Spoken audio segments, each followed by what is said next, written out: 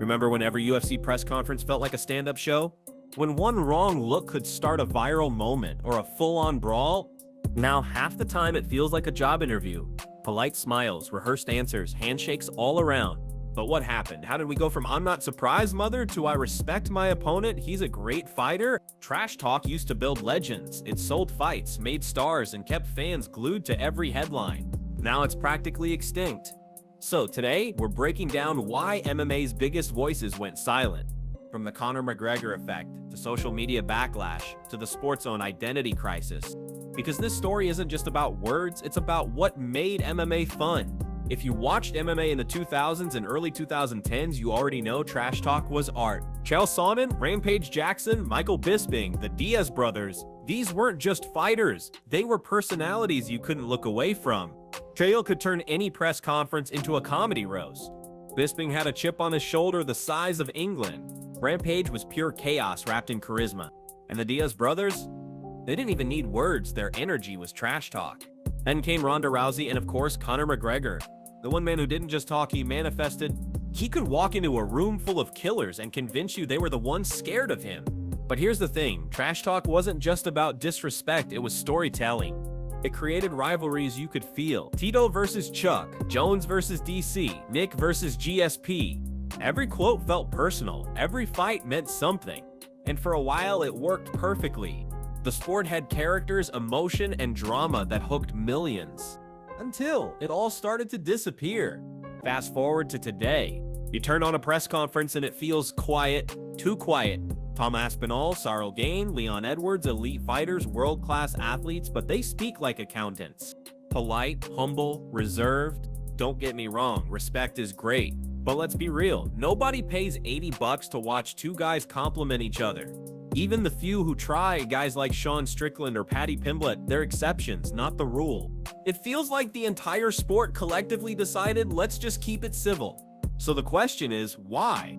How did we go from pure chaos to corporate calm? The short answer, one man changed everything.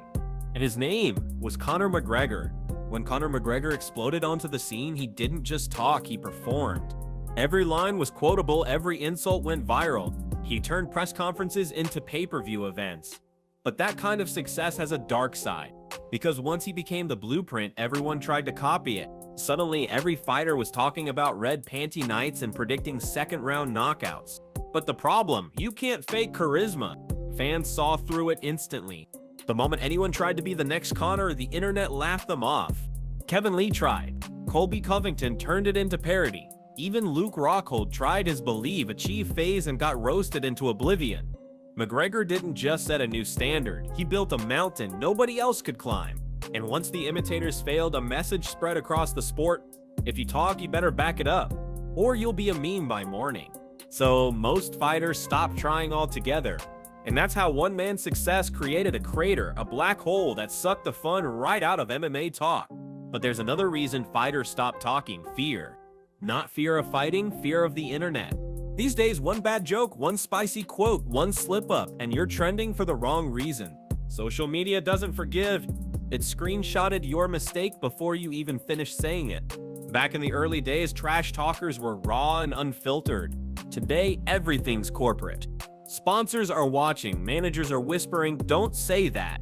Even the UFC itself prefers fighters who represent the brand. So what you get now are pressers full of nothing. Everyone's too cautious to have personality. And when someone does speak their mind, fans instantly debate whether it was too far. It's no wonder most fighters play it safe. But that safety came with a price: silence. And the worst part? The internet didn't just silence the fighters, it rewired the fans. Somewhere along the line, fans changed too. In the old days, we loved chaos, we tuned in for rivalries, insults, call-outs. Now, a fighter talks a little trash and half the comments say, "Show respect, martial arts is about discipline." They're not wrong, but when every fighter acts like a monk, the sport loses its fire. Part of MMA's magic was always the unpredictability, the feeling that anything could happen at a press conference or weigh-in. That's how viral moments were born. Today's fans want professionalism, sportsmanship, and control. That's fine, but it's also boring. Fighters are being told to act like role models, not rebels. And while that might make MMA look cleaner, it stripped away a big part of what made it exciting. Respect might be good for the soul, but it's terrible for pay-per-view sales. Let's talk numbers. From 2015 to 2017, the peak of the trash talk era, UFC shattered records. Conor McGregor versus Khabib, Ronda versus Holm, Jones versus DC. Every one of those fights had a storyline that grabbed you. Now, even with stat cards, events often struggle to break half those numbers. The fights are still world-class, but where's the drama, the emotion? Fans need a reason to care beyond skill alone. Trash talk gave them that reason. It made every fight personal.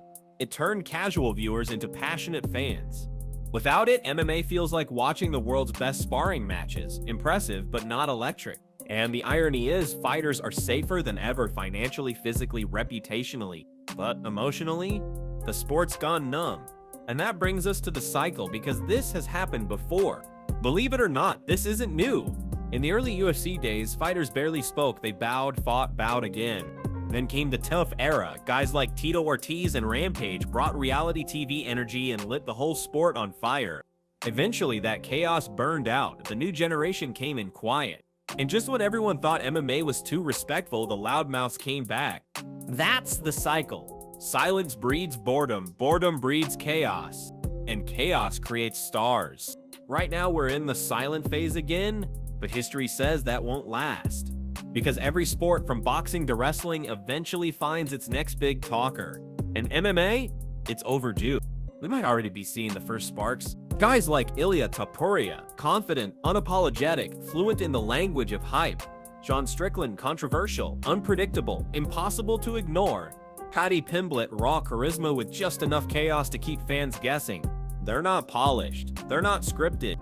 And that's exactly why they work. Because fans don't want perfect, they want real. The next wave of trash talk won't be about copying McGregor. It'll be about authenticity, fighters who sound like themselves. The Diaz brothers didn't need rehearsed lines. Chael didn't need a ghostwriter. They just were who they were. And that's where the future is heading. Less character, more personality. Less trash talk, more truth talk. The kind that hits because it's real. Trash talk didn't die, it just evolved. The sport changed, the audience changed, and the rules of fame changed. But MMA has always been built on emotion, on rivalries, chaos, and characters who make you feel something.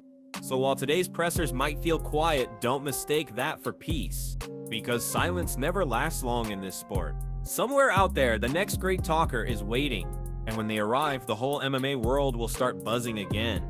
Until then, we're living in the calm before the next storm. If you made it this far, drop a comment. Who do you think is the next real talker in MMA? The one who'll bring the chaos back?